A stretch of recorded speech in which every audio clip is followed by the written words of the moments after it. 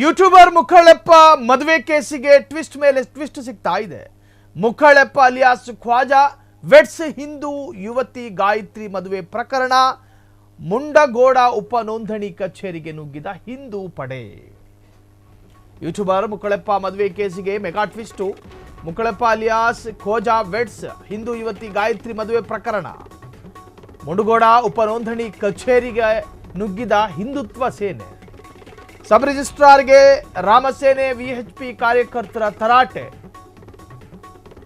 ಗಾಯತ್ರಿಯ ತಂದೆ ತಾಯಿಯೊಂದಿಗೆ ಭೇಟಿ ನೀಡಿ ಆಕ್ರೋಶ. ಮದುವೆ ನೋಂದಣಿಗೆ ನೀಡಿದ ದಾಖಲೆ ನೀಡುವಂತೆ ಗಲಾಟೆ. ಪ್ರೀತಿಸಿ ಮದುವೆ ಮಾಡಿಕೊಂಡಿದ್ರೆ ಅಸಲಿ ದಾಖಲೆ ಯಾಕೆ ನೀಡಿಲ್ಲ? ಇಲ್ಲಿ ಇಲ್ಲದಿದ್ರೆ ಬಾಡಿಗೆ ಮನೆಯಲ್ಲಿ ಇರುವಂತೆ ನಕಲಿ ಅಗ್ರಿಮೆಂಟ್ ಅನ್ನ ಮಾಡಲಾಗಿದೆ. ಜೂನ್ 5ರಂದು ದಾಖಲೆ ನೀಡಿ ಅಂದೆ. ಮದುವೆ ರಿಜಿಸ್ಟ್ರಿ ಹೇಗೆ ಸಾಧ್ಯ?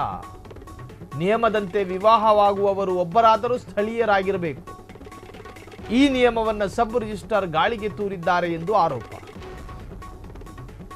ಕಾನೂನು ಹೋರಾಟದ ಎಚ್ಚರಿಕೆ ನೀಡಿದ ಹಿಂದೂ ಸಂಘಟನೆಗಳು. ಮುಂಡಗೋಡ ಪೊಲೀಸ್ ಠಾಣೆಗೆ ದೂರು ಕೊಟ್ಟು ಆಕ್ರೋಶವನ್ನು ಹೊರಹಾಕುತ್ತಿರುವಂತಹ ಹಿಂದೂ ಸಂಘಟನೆಗಳು.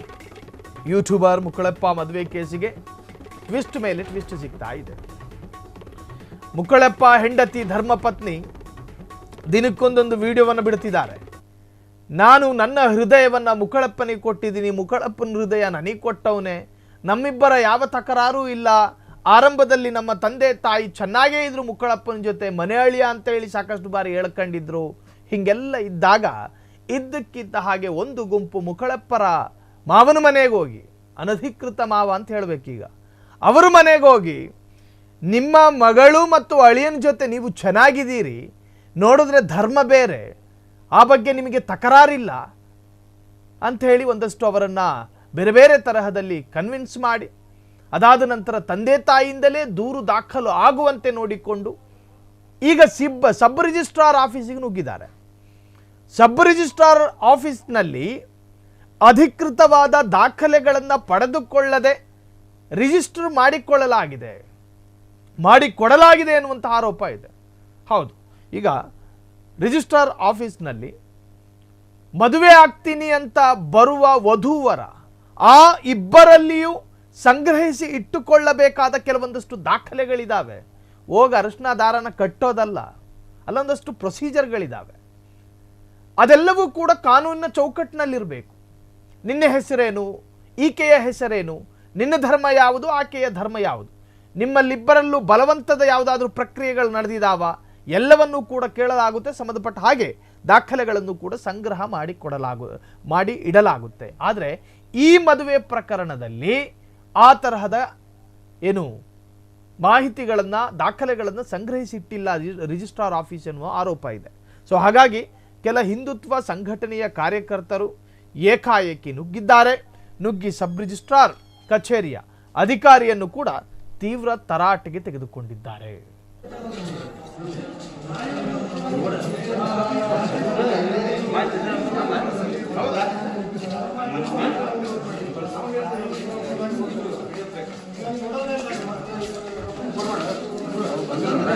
ಮೇಡಮ್ ಅದ್ರ ಬಂದ್ರ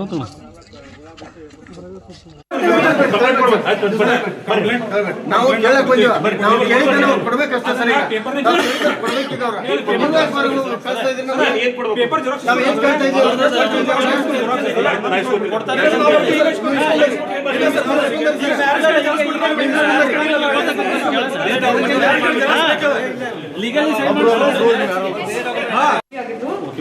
Gayatri Aadhaar card back to front, ಹುಡುಗಿ ನೋಟಿಸ್ ಬೋರ್ಡ್ ನಾವು ಅಪ್ಲಿಕೇಶನ್ ಹಾಕಿದ್ದು.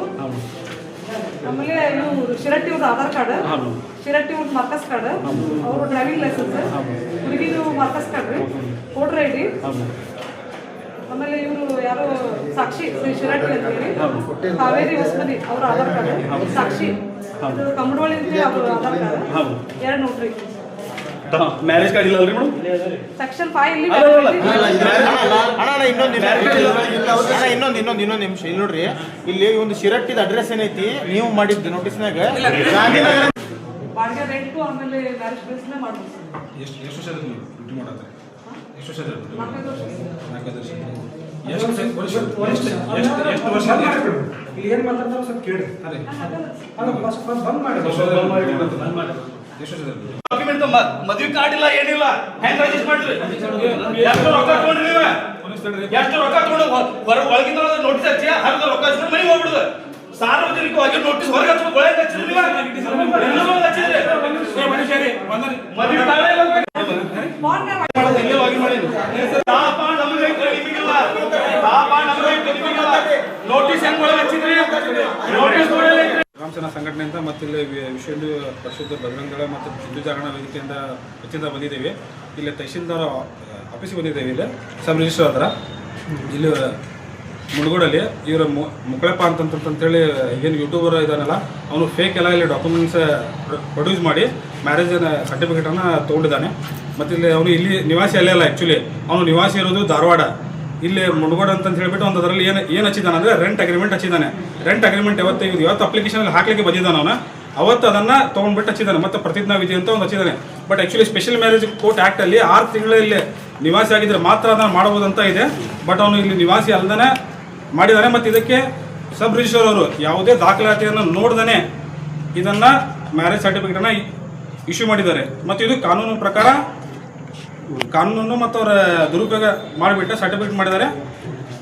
ಮತ್ತು ಇದರಿಂದ ನಮ್ಗೆ ಹಿಂದಿರೋ ಮಾಹಿತಿ ಅವ್ರು ದುಡ್ಡು ತೊಗೊಂಡೆಲ್ಲ ಮಾಡಿದ್ದಾರೆ ಅಂತ ಇದೆ. ಅದು ಎಷ್ಟು ಮಾಹಿತಿ ಇದೆ ನಮ್ಗೆ ಗೊತ್ತಿಲ್ಲ.